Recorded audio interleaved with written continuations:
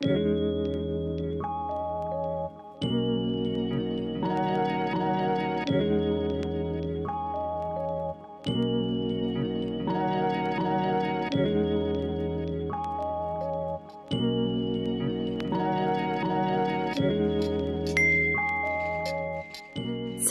à tous, j'espère que vous allez bien. On est aujourd'hui mardi 23 mai et j'ouvre un nouveau vlog. Et on va entrer tout de suite dans le vif du sujet avec le dernier roman que j'ai terminé. Il s'agit donc de Sous des flocons d'argent de Laura Wood, un livre qui est donc paru aux éditions PKJ.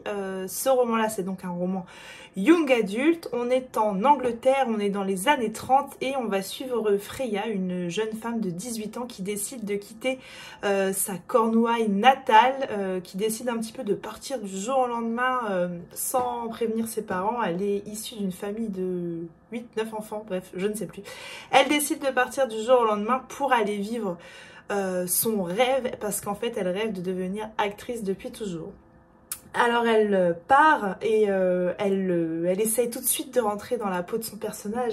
Elle s'habille un peu comme une saltimbanque, j'ai envie de dire, et elle prend le train direction Londres. Et dans ce train, elle va rencontrer un jeune homme qui s'appelle Kit, et par le plus grand des hasards et des miracles, Kit travaille dans un théâtre et il lui propose, une fois qu'elle sera arrivée à Londres, de venir lui rendre visite au théâtre afin qu'il puisse lui faire visiter.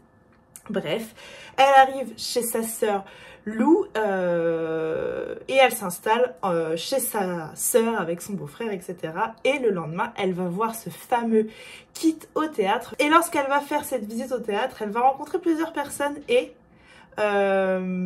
la providence veut qu'elle réussisse à se faire embaucher dans ce théâtre et qu'elle va partir en tournée pour la nouvelle pièce de théâtre. Sauf que Freya ne va pas être embauchée en tant qu'actrice, mais en tant que costumière.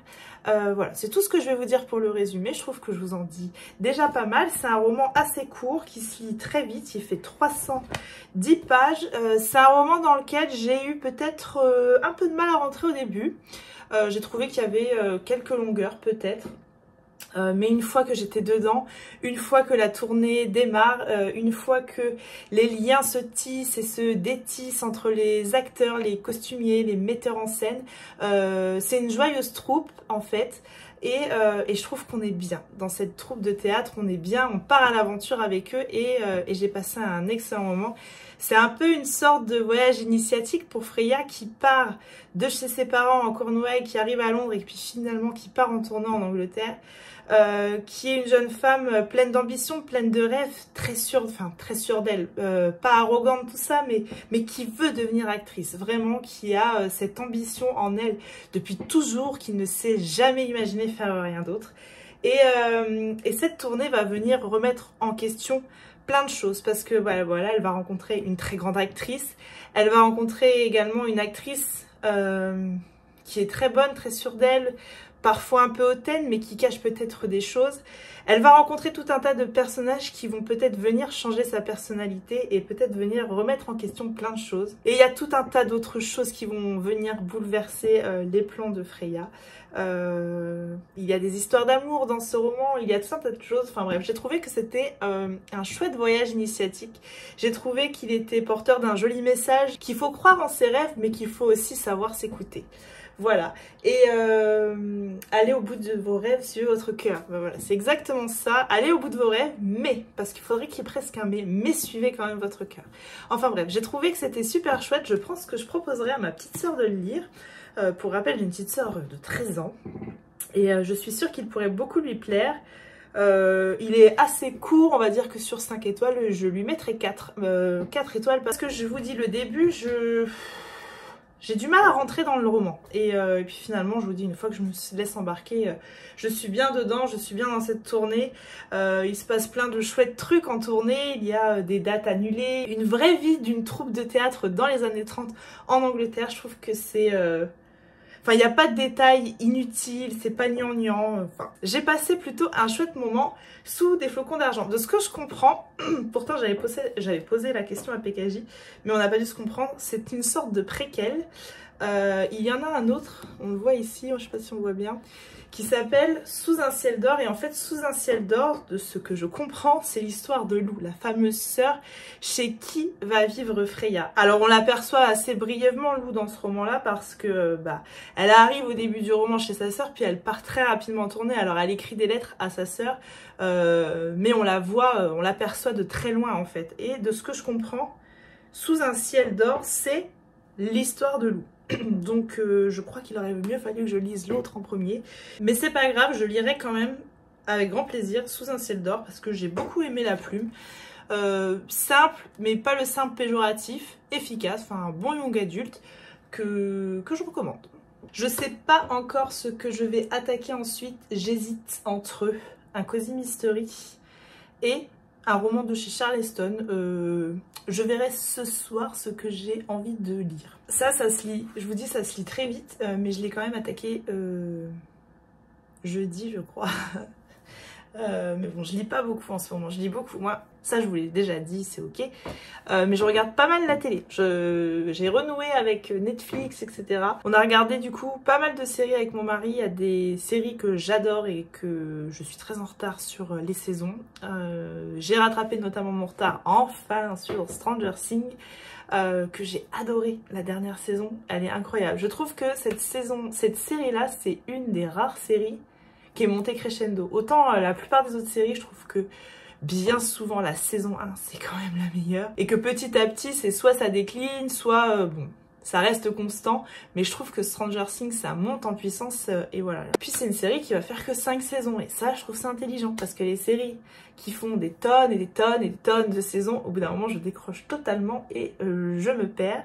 Alors que là j'attends maintenant la saison finale. Enfin, je ne sais pas si vous regardez des séries, si vous avez regardé Stranger Things, mais c'est une série que j'aime beaucoup, c'est de la SF à fond. Mais elle est incroyable, cette saison 4. Et on a également regardé dans un registre également science-fiction, parce que c'est beaucoup ce que je regarde à la télé, beaucoup ce que j'aime.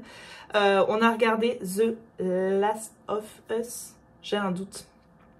Qui est donc une série tirée d'un jeu vidéo et je trouve ça flagrant que c'est tiré d'un jeu vidéo parce que vraiment ça fait très jeu vidéo en fait le scénario et c'était pas mal. J'avais un petit peu peur en la lançant parce que j'avais peur d'un mauvais remake de Walking Dead, que en gros The Last of Us c'est l'histoire d'un champignon qui parvient à muter et qui parvient à infecter l'homme et l'homme devient une espèce de monstre champignon géant.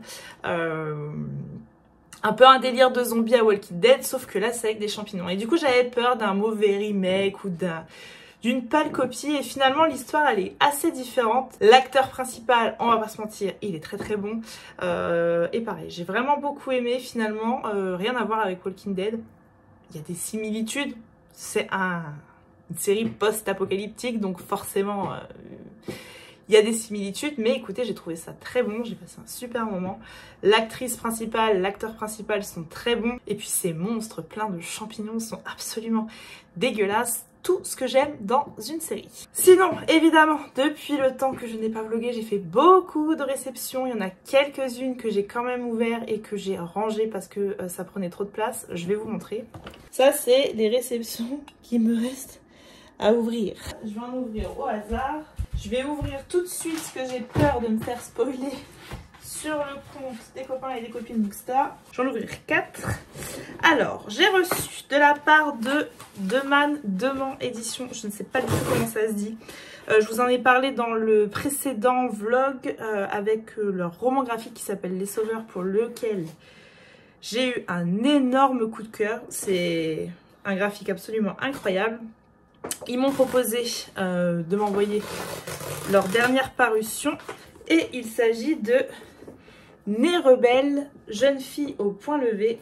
Bon, les illustrations, c'est la même veine. Oh, j'ai dit c'est la même veine que précédemment parce que ça me fait beaucoup penser à Les Sauveurs justement. Mais alors là, par contre, le dessin est bleu. Je sais pas si vous voyez bien, mais il est incroyable le dessin sur cette histoire-là. Ce que j'ai compris, c'est l'histoire de 6 jeunes filles, 6 parcours remarquables. Cet ouvrage, fruit d'une quête journalistique, révèle l'histoire personnelle méconnue de 6 jeunes héroïnes hors du commun, engagées dans les plus nobles combats de notre temps. Écoutez, ça m'a l'air vraiment pas mal du tout. Je vais essayer de le lire très rapidement pour pouvoir vous en reparler.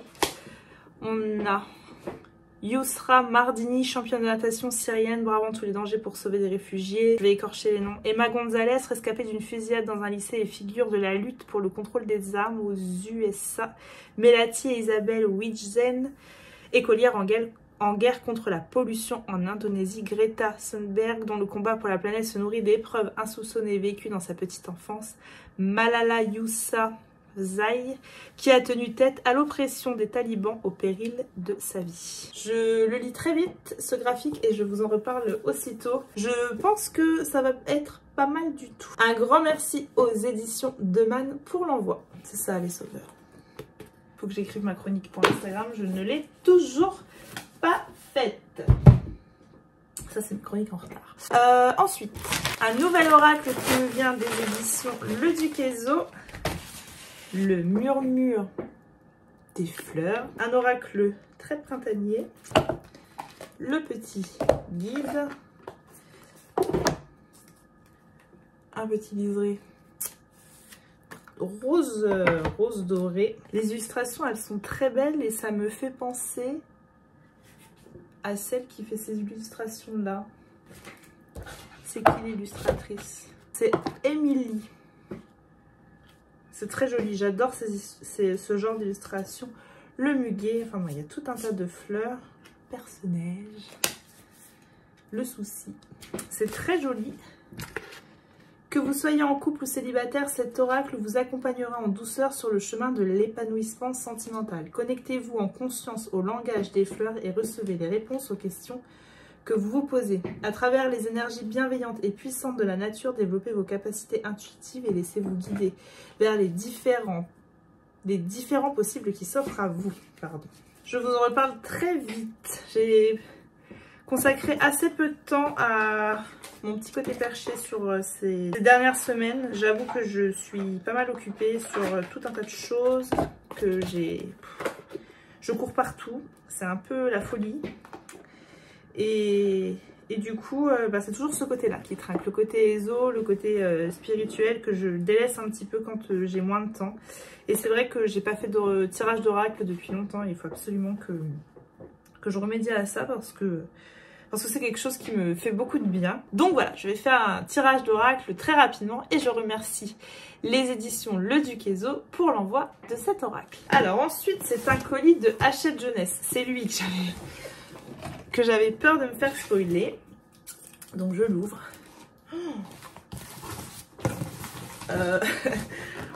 Je crois que j'étais pas prête pour le colis là.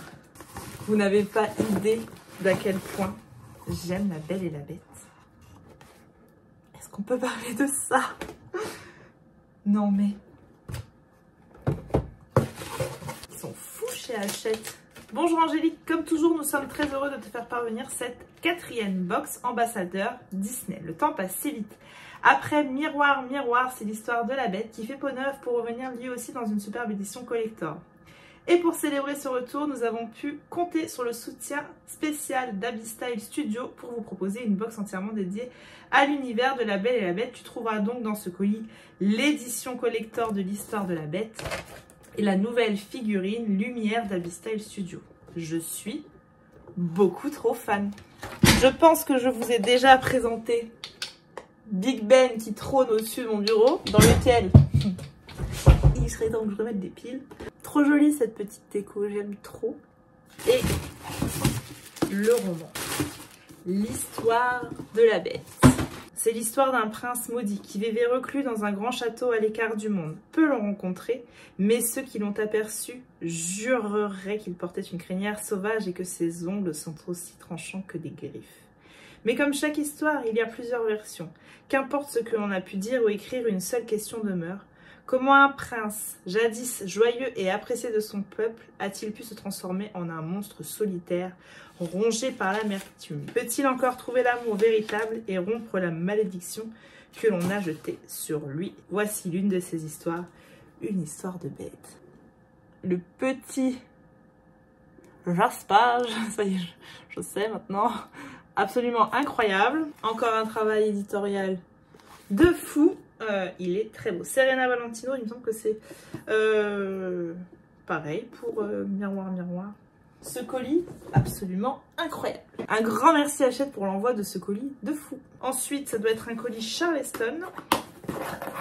Je passe un merveilleux séjour à Montparnasse entre promenade dans la Bastide, terrasse du café et lecture près de la boîte à livres. J'ai hâte que vous veniez m'y rejoindre. À très vite. Cynthia Kafka.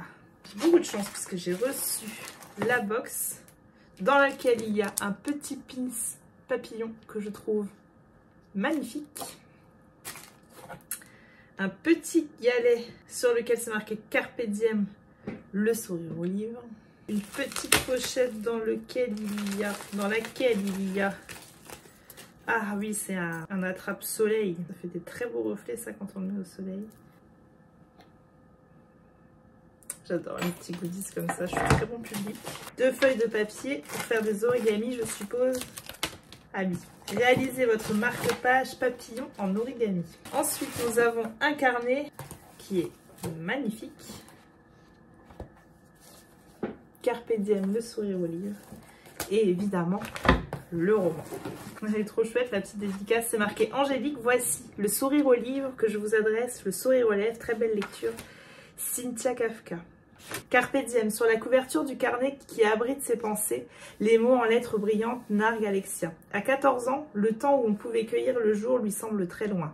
Depuis l'accident de voiture qui lui a arraché sa mère, son beau-père et ses 2 demi-frères, elle vit au fond de la Dordogne chez son père Greg qu'elle connaît à peine. Quand ses copains d'école se rêvaient pompiers ou footballeurs, Greg n'avait qu'une idée en tête, construire des cabanes dans les arbres. Un rêve d'éternel enfant qu'il est resté. Alors comment pourrait-il en élever un d'enfant, surtout cet adolescent carapacé dans son deuil et son malheur. Peut-être avec l'aide d'Ida, une retraitée au verbe haut, et de Solène, une jeune femme solaire et bienveillante qui a la manie étrange de répertorier les boîtes à livres de France. Un roman émouvant et lumineux, porté par des personnages que tout oppose, mais qui vont apprendre à se découvrir, à se soutenir et à avancer ensemble. 315 pages, je suis en train de me dire que c'est celui-là que je vais attaquer juste après. Très jolie la couverture.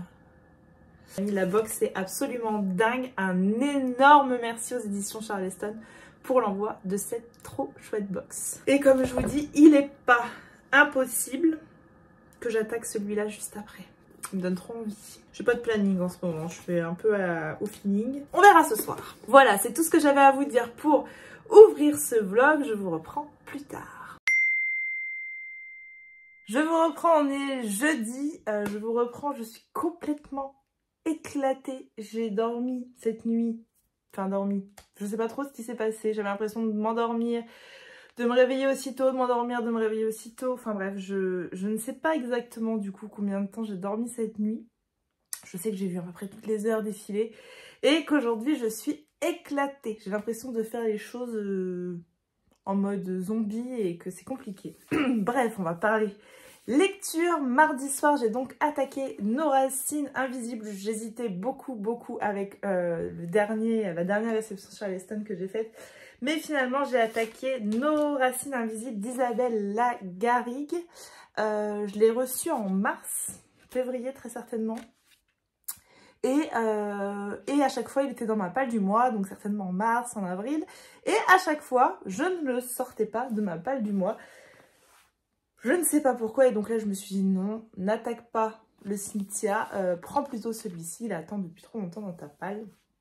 Bref, du coup, mardi soir, j'attaque celui-ci. Et dans celui-ci, on va suivre une jeune femme qui s'appelle Romy. Romy, elle est archéologue et elle vit la plupart du temps au Brésil pour ses fouilles. Elle revient assez régulièrement chez elle, voir sa grand-mère, voir son père, etc.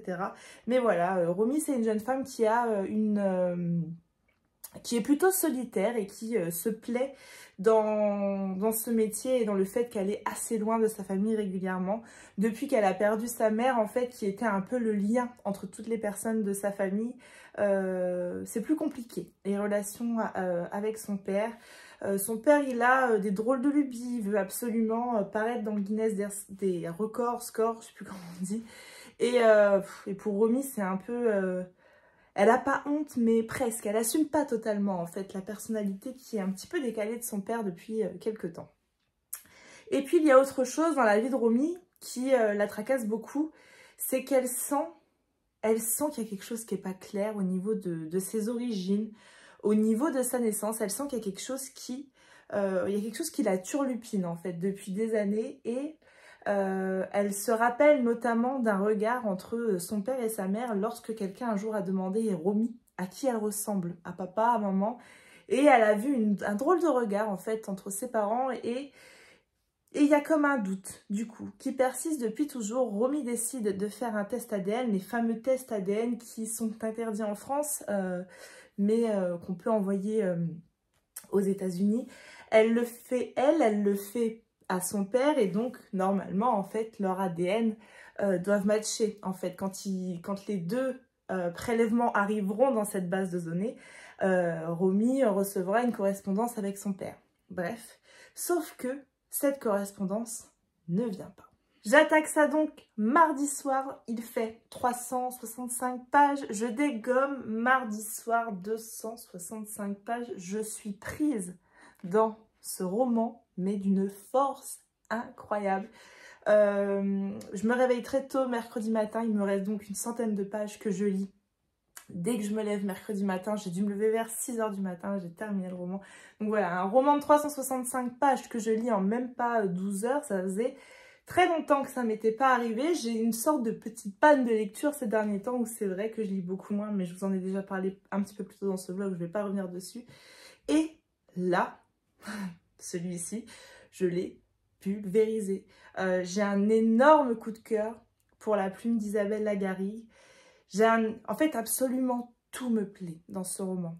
Romy me plaît beaucoup, sa personnalité, pas atypique, mais un peu plus particulière, me plaît beaucoup.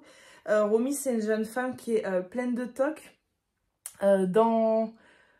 chez qui, en fait, on peut facilement s'identifier, je trouve, quand on est hypersensible, parce que beaucoup d'hypersensibles peu me contrediront, en tout cas on a tous plus ou moins des tocs un peu chelous, notamment en termes de temps, en termes de comptage, etc. Et voilà, Romy elle a ça, il faut qu'elle marche et que ça soit toujours un chiffre pair, enfin il y a tout un tas de choses. Donc déjà cette personnalité de Romy je l'aime beaucoup. Cette personne solitaire qui part à l'autre bout du monde régulièrement pour s'éloigner de tout ça. Je la trouve très réussie. Je trouve aussi qu'elle s'attaque à un sujet, alors il y a le gros sujet principal que je ne vais pas vous spoiler, mais qui me touche énormément. J'en ai déjà parlé sur ma chaîne de ce sujet-là. Et c'est vrai que c'est un sujet qui... je peux pas vous dire quoi parce que sinon je vous spoil un truc. Malgré que du coup moi je l'ai vu arriver, je sais pas pourquoi mais je le sentais. Je trouve que le sujet principal est extrêmement bien abordé mais je peux pas en dire plus. Et ensuite il y a d'autres sujets qui sont abordés. Il y a notamment tous ces tocs que Romy elle a. Romy c'est un peu une handicapée de l'amour, c'est-à-dire qu'elle a personne dans sa vie. Elle est pas en couple, elle a pas envie de l'être. Parce qu'elle est bien toute seule en fait. Et va arriver dans sa vie un jeune homme qu'elle va rencontrer lorsqu'elle est en train de rédiger sa thèse dans un bar, un endroit, on va dire, l'endroit, de toute façon c'est comme ça qu'il s'appelle, où elle est régulièrement.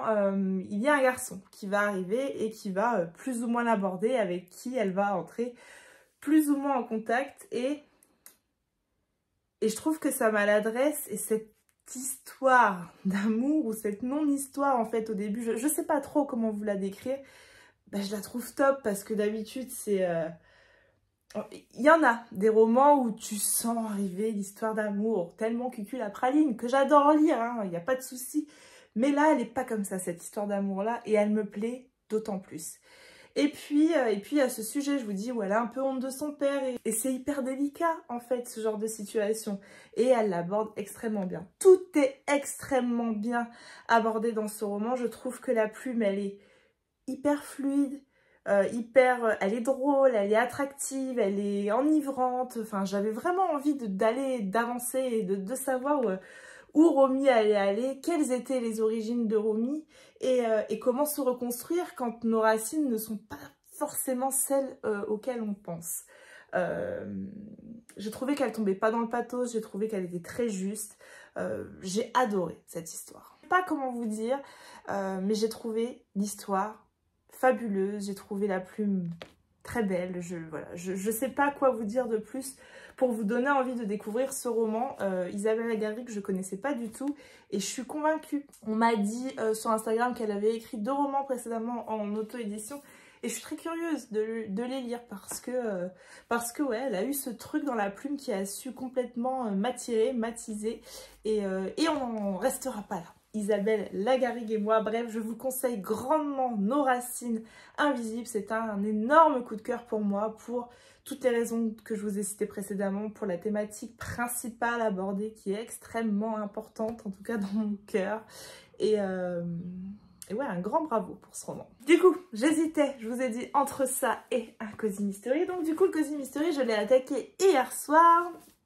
J'en ai lu un tiers hier soir, un tiers ce matin, très tôt, parce que je suis de nouveau... Je me suis réveillée très tôt malgré cette nuit de merde. Enfin, réveillée.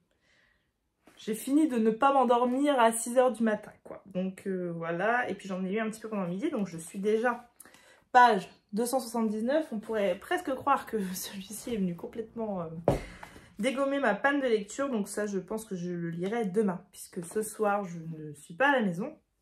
Je fais une petite surprise à mon mari. Je lui ai offert ça pour son anniversaire. On va visiter une cave de Champagne. Donc il ne sait pas du tout ce qu'on va faire ce soir. Je suis de Champagne, pour ceux qui ne sauraient pas. Et normalement, ce soir, on va visiter la plus belle cave de Champagne de France, du monde, puisque Champagne, c'est chez nous. Et voilà, j'ai vraiment hâte d'aller visiter cette cave. Enfin, ce sont plutôt les crayères. Et va suivre un dîner. Alors, c'est là où je ne sais pas trop dans quoi je me suis lancée. J'espère que ça va le faire.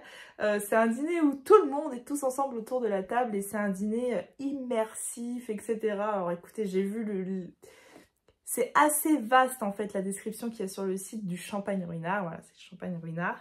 C'est assez vaste, la description qu'ils font sur le site de cette soirée. Mais il y a une soirée comme ça au mois de mai, une au mois de juin, une au mois de juillet. Et voilà, il y a très peu de place. Et je sais pas, ça a attisé ma curiosité. Donc quand j'ai vu ça, j'ai réservé. Donc voilà, ce soir, je devrais très très bien manger, boire le meilleur champagne du monde. Parce que pour moi, le Ruinart, c'est le meilleur champagne. Et voilà, je vous montrerai certainement quelques images.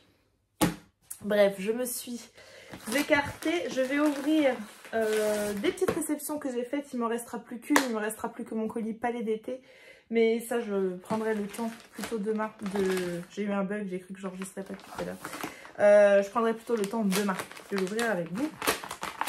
Ah, à Charleston. Et il s'agit du dernier roman de Tony Béard, Une folle envie de liberté. J'avais adoré son roman l'année dernière. J'ai une petite carte dedans. C'est écrit: chère Angélique, je suis très émue de te confier Alice et sa folle envie de liberté. Bonne lecture. La vie d'Alice Lambert est en vrac. Après avoir quitté son mari, sa maison et tous ses repères, elle se voit obligée de s'installer à Paris, chez son père, avec qui elle est en conflit depuis toujours. À l'aube de ses 50 ans, elle doit réinventer sa vie et repartir à zéro, mais ce nouveau défi lui semble insurmontable. Par les fenêtres de ce grand appartement désert, elle voit le monde tourner sans elle et revisite son passé entre 2 verres de whisky. Son enfance chez ses grands-parents italiens, son adolescence en rock'n'roll, ses blessures familiales mal cicatrisées, quel choix a-t-elle fait pour en arriver là? Mais Alice n'est pas aussi seule qu'elle le croit. Soutenue par la fougueuse sororité des femmes du 19 bis boulevard Montmartre, elle va enfin oser se lancer dans de nouvelles expériences et peut-être même s'autoriser à vivre l'histoire d'amour qu'elle s'est toujours interdite, car dans son cœur palpite une folle envie de liberté. Voilà, je n'avais pas lu la 4e, je l'ai demandé parce que j'avais beaucoup aimé Tony Béard l'année dernière. Donc voilà, j'avais très envie de le découvrir. Il fait 350 pages environ. Voilà, pour la réception. J'ai d'autres colis, je vois le Duc Charleston, donc je vais tout ouvrir. Un grand merci Charleston et Tony Béard pour l'envoi de ce roman. Ensuite, ça me vient de Le Duc.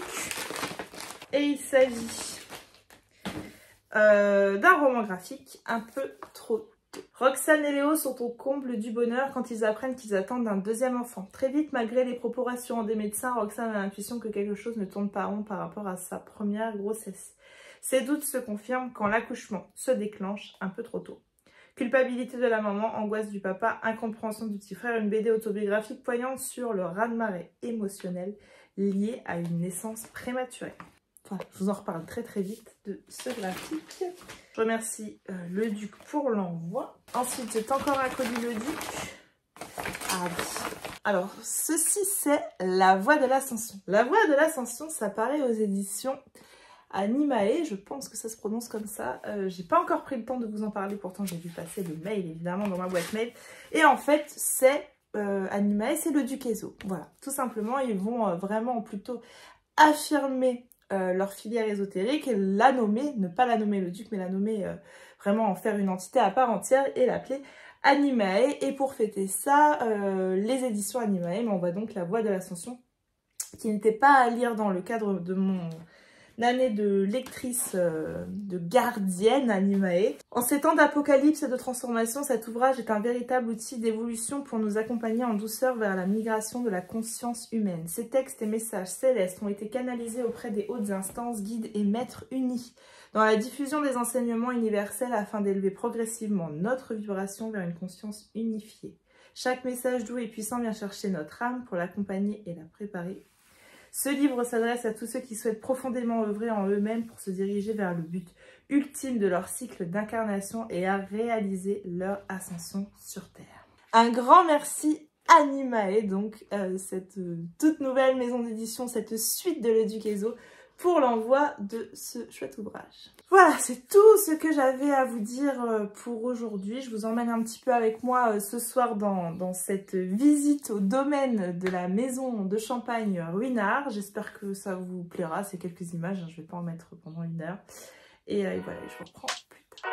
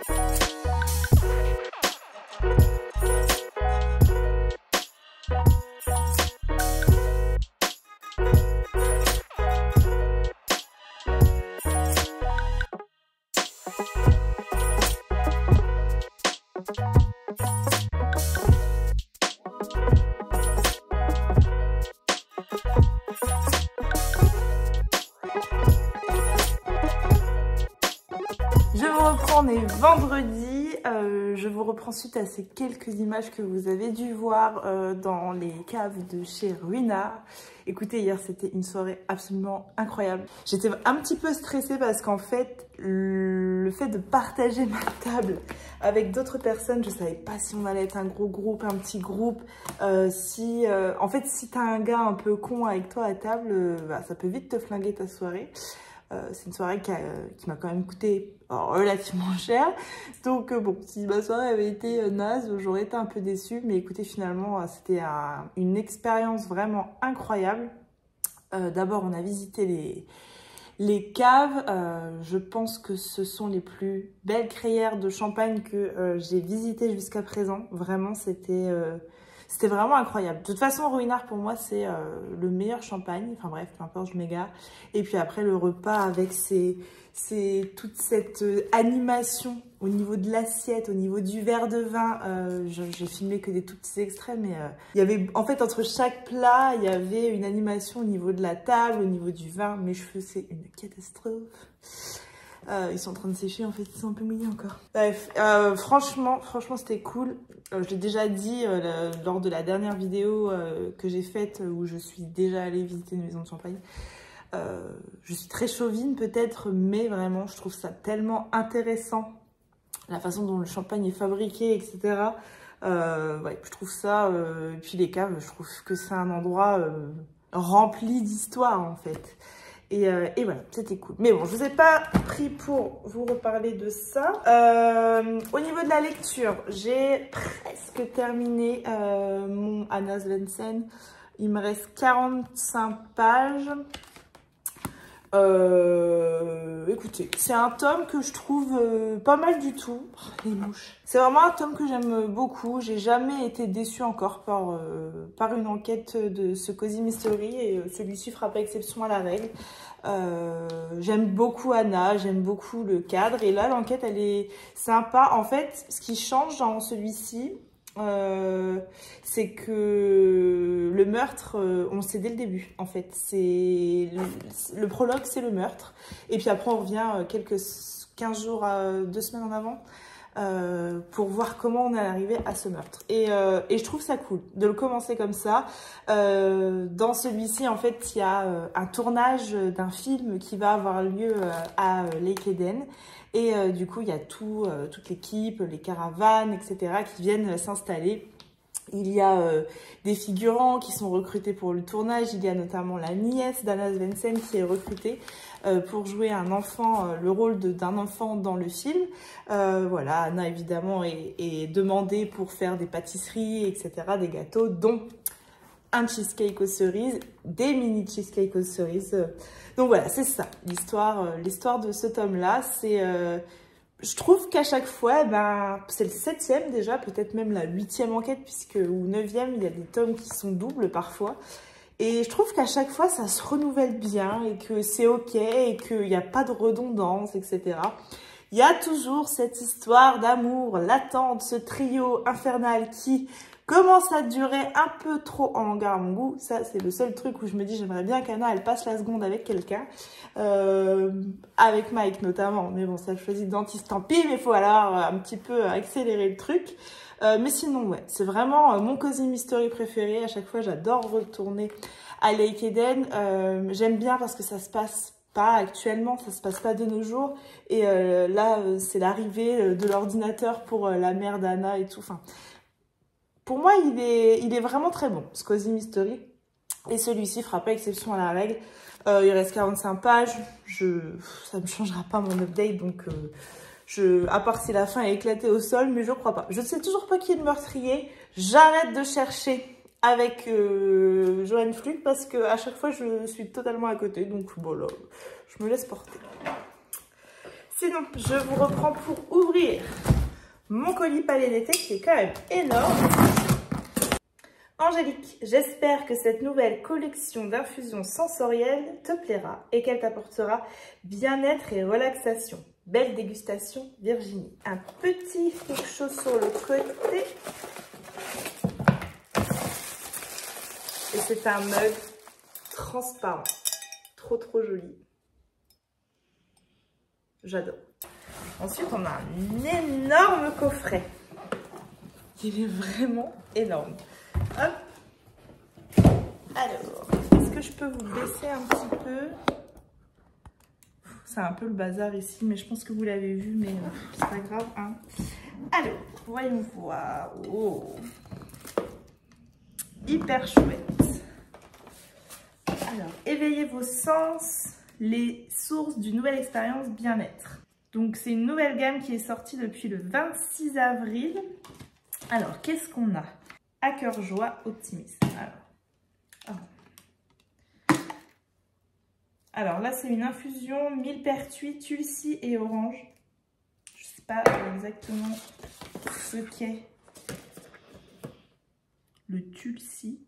Comme un éclat de rire vibrant et insouciant, on vit l'instant présent avec entrain en savourant ce mélange tonique de millepertuis propice à l'équilibre émotionnel, tulsi favorisant la vitalité et orange délicieusement acidulé.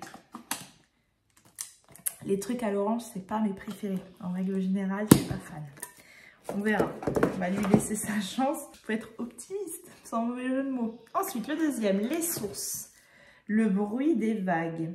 Le bruit des vagues. L'esprit vagabond, l'imaginaire se libère grâce à ce mélange rafraîchissant de baies de Chisandra, je sais pas comment on dit, menthe poivrée et mélisse, qui contribue à la relaxation, alliée à de délicieuses notes de bergamote. Ah oui, c'est très frais ça. Ensuite, sur un nuage, sérénité, passiflore, valériane et camomille. Alors ça pareil, pour s'endormir, ça doit être parfait. Comme en apesanteur, les sensations sont douces, l'esprit s'allège, le temps d'un moment pour soi avec ce mélange de passiflore, valériane, camomille, lavande. Bon, je suis pas hyper fan de l'odeur, celui-ci. La vanille, je la sens pas du tout. À suivre, écoutez. Je dégusterai tout la semaine prochaine. Je ferai un réel sur Instagram pour vous donner mon avis. Et le dernier, Ashwagandha Ginseng Cacao. Dans ma bulle, concentration focus. Ça me ferait pas de mal aujourd'hui, parce que dis donc, entre la petite nuit de sommeil, la nuit d'avant, le champagne hier soir. Oh, par contre, celui-là, ils sont trop bons. Très gourmand celui-ci. Enfin voilà, je ferai un petit réel la semaine prochaine sur Instagram. Petit changement de plan. On est samedi et hier, une fois que j'avais terminé d'enregistrer ma vidéo, etc. Le soir, quand mon mari est rentré, je lui dis tiens, regarde le coffret de thé que j'ai reçu, c'est trop bien. Et là, je me rends compte qu'il y a un tiroir. Je n'avais pas vu. Donc voilà, en plus de ces trop chouettes boîtes à thé que j'ai eu la chance d'avoir... là, il y a des petits chocolats. Alors, ça a l'air... Enfin, je sais pas trop si c'est des chocolats douceur vegan. Voilà, c'est surtout à la noix de coco. Et l'odeur, elle est hyper surprenante. Je pense que c'est notamment dû à l'huile essentielle de bergamote. Je vais goûter. Ça m'a l'air très bon. Mais c'est surprenant, en fait, l'odeur. C'est surprenant pour quelque chose à manger. Mais ça va aller extrêmement bien avec l'infusion. Le bruit des vagues, je crois que c'est dedans. Oui, c'est ça. Donc voilà, les petits sachets de thé. Les filtres à thé de chez Palais d'été. Ils sont vraiment très pratiques, je trouve. J'avais droit à 3 mois d'accès à l'application Petit Bambou. Et dedans, il y avait également un petit carnet très coloré qui se présente comme ça. Avec des couleurs dedans, des points, des pas points. Enfin voilà. Un petit carnet un petit peu original, je trouve. Voilà. Donc je trouvais déjà que j'avais énormément de chance de recevoir la box avec les 4 thés, mais alors avec ce petit tiroir bonus en dessous. Et ça je vous en reparlerai. Je vais vous dire un petit peu ce que ça donne. Je suis très curieuse de goûter ça. Enfin voilà, on va retourner à vendredi. Un immense merci à Palais d'été pour l'envoi de ce coffret et de ce mug que j'aime trop. Voilà, c'est tout ce que j'avais à vous dire. Je vais clôturer ce vlog ici parce que ce week-end, je sais pas trop comment j'aurai le temps de vlogger. Lundi, c'est férié, pareil, j'ai pas mal de choses à faire. Du coup, je sais pas quand est-ce que je pourrais vous reprendre. Donc, je préfère clôturer le vlog ici, le monter et vous le poster assez rapidement plutôt que vous reprendre que mardi, mercredi peut-être. Et voilà, avoir un vlog qui s'étale trop longtemps sur la durée, je préfère le clôturer ici. Comme d'habitude, n'hésitez pas à prendre le temps de liker, de me laisser un petit commentaire. J'adore papoter avec vous en commentaire. Et puis à partager sur Instagram, ça me fait toujours très plaisir, vos partages. C'est précieux parce que c'est vous qui me donnez la visibilité en fait. YouTube, c'est ingrat au niveau de la visibilité et c'est pas toujours simple. Mais voilà, le fait que vous partagez sur Instagram, c'est très précieux pour moi et je vous en remercie grandement. Sur ce, je vous fais des bisous, je vous dis à bientôt. Bye!